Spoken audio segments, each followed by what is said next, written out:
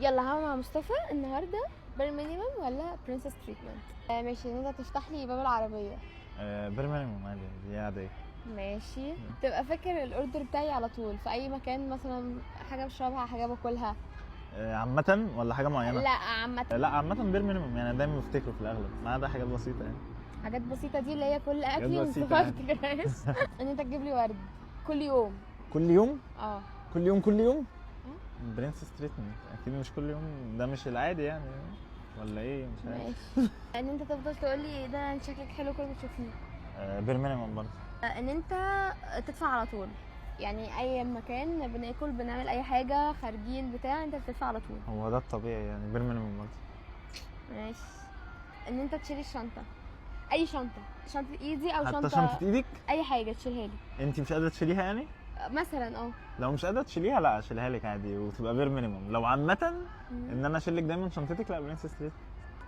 ليه يعني ما تشيلهاش؟ عادي ما تشيلهاش يعني. وقف يا ابني، ما هشيل تشيلها شنطة لي الإيد يعني. بتاعتك ليه؟ انت مثلا لو احنا بنشير اكل تسيب لي يعني تسيب لي نص اكلك مثلا، او تسيب لي اخر حبه في اكلك وانا خلصت اكلي بدري شويه. ما ده بيحصلش، بس انا خلص اكل في اول 5 دقايق. بجد بس بير مينيموم. ماشي. انت تبقى بتساعدني في اطفال، يعني ان شاء الله كده على المدى البعيد لما نتجوز وكده، مثلا تغير للبيبيز وكده انا بحب الاطفال قوي بجد يعني. انا مش فاهمه بوم قوي. برنسس تريتمنت.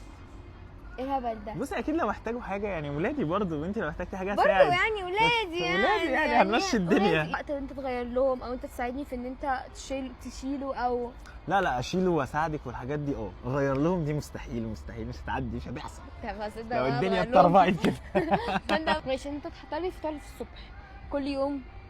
انا اللي هحضر لك الفطار؟ كل يوم الصبح انا اللي هحضر لك الفطار، مش انت اللي بتحضري لي الفطار. انت بتحضره. ماشي برنسس تريتمنت وش يعني. وش طب ايه انت اللي بتحضري الفطار؟ طب ماشي، يعني افرض انت تصحى بدري، يعني افرض شغلك بدري شويه، تصحي بدري قبل تحضري الفطار؟ ايه ده؟ ايش السيد ايه؟ خليه فاكر الكلام ده عشان كله هيتطربق فوق دماغه.